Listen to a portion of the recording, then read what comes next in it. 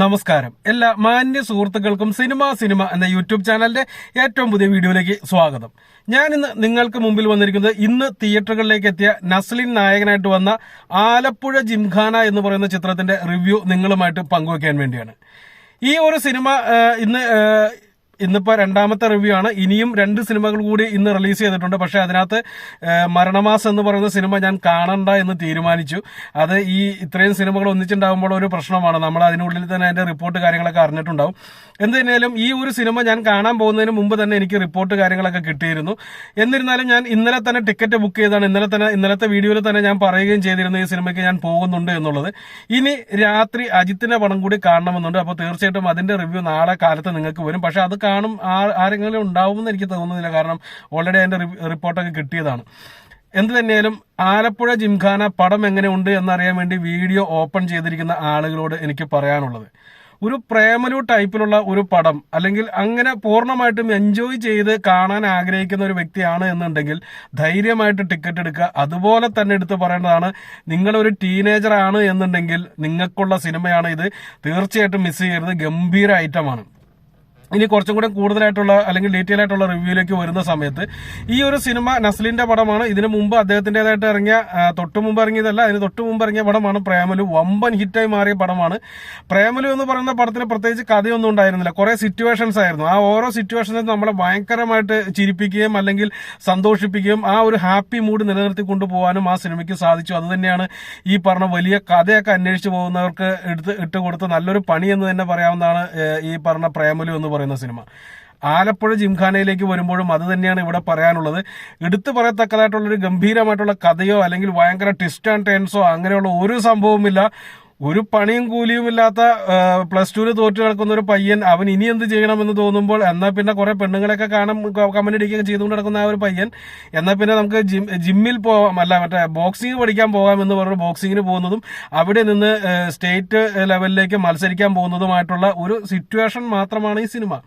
ആ ഒരു സിറ്റുവേഷനെ എങ്ങനെ 2 മണിക്കൂർ നമ്മളെ എൻജോയ് ചെയ്യിപ്പിച്ച് പിടിച്ചിരുത്താം എന്നതാണ് ഈ സിനിമയുടെ ഒരു സബ്ജക്റ്റ് എന്ന് പറയുന്നത്. ഇത്രയേ ഉള്ളൂ. സിറ്റുവേഷൻ എന്നല്ല, ഈ ഒരു വൺ ലൈൻ മാത്രമാണ് ആ സിനിമ. അതിനെ കൃത്യമായിട്ട് നല്ല രീതിയിൽ തന്നെ ഓരോ സീനും ക്രിയേറ്റ് ചെയ്തിരിക്കുന്നു. ഗംഭീരമായിട്ടുള്ള മേക്കിംഗ്, അതിനൊത്ത തന്നെ ബാക്ക്ഗ്രൗണ്ട് സ്കോർ, വിഷ്വൽസ് വളരെ കളർഫുൾ ആയിട്ടുള്ള, ഈ ടീനേജുകൾക്കൊക്കെ ഇഷ്ടപ്പെടാവുന്ന രീതിയിലുള്ള വളരെ കളർഫുൾ ആയിട്ടുള്ള വിഷ്വൽസ്. കൗണ്ടർ കോമഡി എന്ന് പറയുന്നത് ഒരു രക്ഷയുമില്ല എന്ന് തന്നെ പറയേണ്ടിയിരിക്കുന്നു. നമ്മൾ പ്രേമലുവിൽ കണ്ട കോമഡി സിറ്റുവേഷൻസിന്റെ ഒക്കെ ആ ഒരു റേഞ്ച് തന്നെ പിടിച്ചുകൊണ്ടാണ് ഈ ഒരു സിനിമയും പോകുന്നത്. ഇതൊരു വലിയ ഹിറ്റായി മാറുമെന്ന് തന്നെ ഞാൻ പ്രതീക്ഷിക്കുന്നു. ഈ ഒരു കോമ്പറ്റീഷൻ ഇപ്പോൾ നടന്നുകൊണ്ടിരിക്കുന്ന ഈ വിഷു റിലീസിൽ വന്നിരിക്കുന്ന ഈ വലിയ കോമ്പറ്റീഷനിൽ ഒരു വലിയ ഒരു വിജയം ഈ സിനിമ നേടുമെന്നുള്ളൊരു കാര്യവും നമുക്ക് ഇപ്പോൾ തന്നെ പറയാൻ സാധിക്കുന്നതാണ്. ഇതിന്റെ പോസിറ്റീവ് സൈഡ് എന്ന് പറയുന്ന നസ്ലിന്റെ പെർഫോമൻസ് തന്നെയാണ്. നസ്ലിൻ എന്ന് പറയുന്നത് ഒരു താരതമ്യേന ഒരു പുതിയ ഒരു വ്യക്തിയാണ് എന്നുണ്ടെങ്കിലും അദ്ദേഹത്തിന്റെ ഓരോ സിനിമകൾ കഴിയുന്നതോറും അദ്ദേഹത്തിന്റെ പെർഫോമൻസ് മെച്ചപ്പെട്ടു വരുന്നുണ്ട്. ഇത് അദ്ദേഹത്തിന്റെ കൃത്യം സേഫ് സോണാണ് ഈ സിനിമ എന്ന് പറയുന്നത്. നമ്മൾ ഈ പ്രേമലുവിലൊക്കെ കണ്ട പോലെ തന്നെയുള്ള ആ ഒരു സേഫ് സോണിൽ തന്നെയാണ് അദ്ദേഹം ഈ ഒരു സിനിമയിൽ നിൽക്കുന്നത്. ആ സേഫ് സോൺ വിട്ടുപോയാലാണ് അദ്ദേഹത്തിന് ഭാവിയൊക്കെ ഉണ്ടാവുന്നത്. നമ്മൾ അദ്ദേഹത്തിന്റെ ഭാവിയെ പറ്റി ഒന്നും ചിന്തിക്കേണ്ട കാര്യമില്ല, അത് അദ്ദേഹം ചിന്തിച്ചോളും. പക്ഷെ ഈ ഒരു സിനിമ ആ സേഫ് സോണിൽ നിന്ന് അടിപൊളിയായിട്ട് തന്നെ പെർഫോം ചെയ്തു വെച്ചിട്ടുണ്ട്. ഗംഭീരമായിട്ടുണ്ട് എന്ന് തന്നെ പറയേണ്ടിയിരിക്കുന്നു. അദ്ദേഹത്തിന്റെ മാത്രമല്ല, മറ്റ് കൂടെ അഭിനയിച്ച സഹതാരങ്ങളുടെ എല്ലാവരുടെയും പെർഫോമൻസ് ഗംഭീരമായിരുന്നു.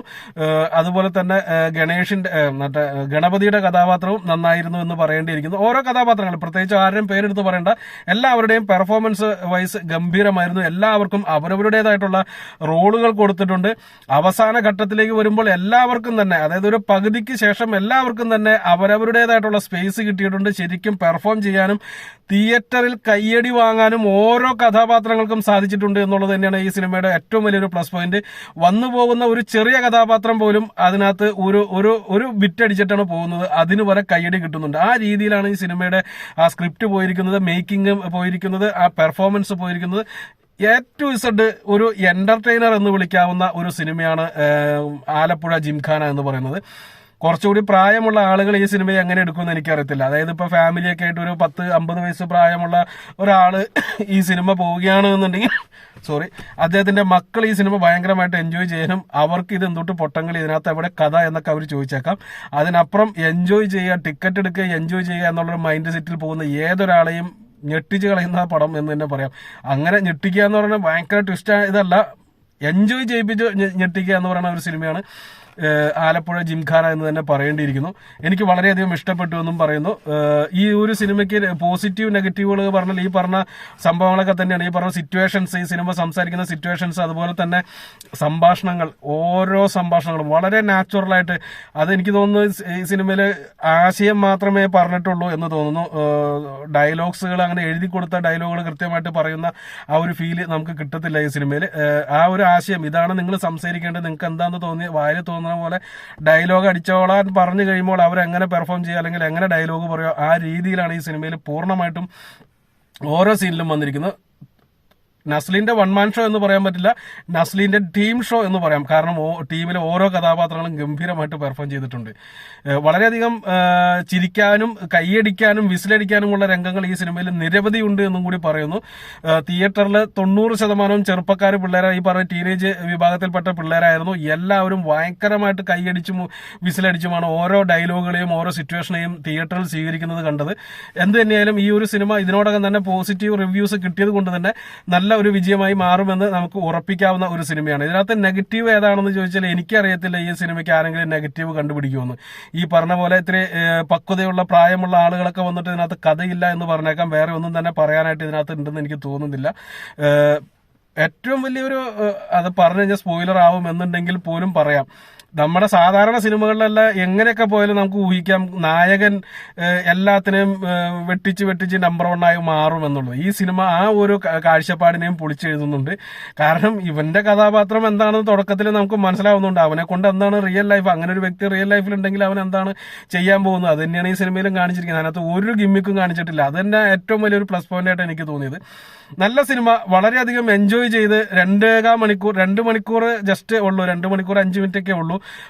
പ്രോപ്പറായിട്ട് എൻജോയ് ചെയ്യാൻ പറ്റിയ ഈ സീസണിൽ ഏറ്റവും അനുയോജ്യമായിട്ടുള്ള റിലീസ് എന്ന് തന്നെ പറയേണ്ടിയിരിക്കുന്നു. ഈ സിനിമയെ വലിയൊരു വിജയമാകുമെന്നും ഞാൻ ഉറപ്പ് തരുന്നു. എന്ത് തന്നെയാലും നമ്മൾ നാളെ മുതൽ ഈ ഒരു സിനിമയുടെയും കളക്ഷൻ വീഡിയോസും കാര്യങ്ങളെല്ലാം ഫോളോ ചെയ്യുന്നതായിരിക്കും. ഞാൻ നേരത്തെ പറഞ്ഞ പോലെ തന്നെ ഇന്ന് ഇറങ്ങിയ മരണമാസ് എന്ന് പറയുന്ന സിനിമ കാണാൻ അത്രയും വലിയ മാസ് കാണിക്കാൻ എൻ്റെ കയ്യിൽ അതിനുള്ള ധനമില്ല എന്ന് പറയുന്നു. അതുപോലെ തന്നെ നമ്മുടെ അജിത്തിന്റെ പടം ഞാൻ കാണുമെന്നും വാക്ക് തരുന്നു. നാളെ തീർച്ചയായിട്ടും അദ്ദേഹത്തിന്റെ പടത്തിന്റെ റിവ്യൂ നിങ്ങൾക്ക് മുന്നിൽ എത്തുന്നതായിരിക്കും. എന്ത് തന്നെയാലും നമുക്ക് കാത്തിരിക്കാം ഈ ഒരു വിഷു റിലീസുകളിൽ ഏതായിരിക്കും വലിയ കളക്ഷനിലേക്ക് പോവുക, വലിയ വിജയത്തിലേക്ക് പോവുക എന്നുള്ളത്. തീർച്ചയായിട്ടും ഫസ്റ്റ് നമ്മുടെ മമ്മൂട്ടിയുടെ ബസൂക്ക എന്ന് പറയുന്ന സിനിമയുടെ റിവ്യൂ ഞാൻ ഇട്ടിട്ടുണ്ട്. അത് കാണാത്തവരുണ്ടെങ്കിൽ തീർച്ചയായിട്ടും ആ റിവ്യൂ കൂടി ഒന്ന് കാണണമെന്ന് അഭ്യർത്ഥിക്കുന്നു. അതുപോലെ തന്നെ ഇനിയും ഈ ചാനൽ സബ്സ്ക്രൈബ് ചെയ്യാത്ത വ്യക്തിയാണ് നിങ്ങളെന്നുണ്ടെങ്കിൽ ദയവ് ചെയ്ത് ഈ ചാനൽ ഒന്ന് സബ്സ്ക്രൈബ് ചെയ്യണമെന്നും ഞാൻ നിങ്ങളോട് വിനീതമായി അഭ്യർത്ഥിക്കുന്നു. ഓക്കെ, അപ്പോൾ വേറെ ഒന്നും നോക്കേണ്ട, ടീനേജേഴ്സ് ആണ് നിങ്ങളെന്നുണ്ടെങ്കിൽ എവിടെന്നെങ്കിലും കാശ് ഒപ്പിക്കാൻ പോയി പടം കാണുക. മരണമാസ് നമ്മുടെ ആലപ്പുഴ ജിംഖാന നിങ്ങൾക്കുള്ള സിനിമയാണ്, മിസ്സാക്കരുത്. ഓക്കെ, അടുത്ത വീഡിയോ ആയിട്ട് വീണ്ടും കാണാം. അതുവരെ നന്ദി, നമസ്കാരം.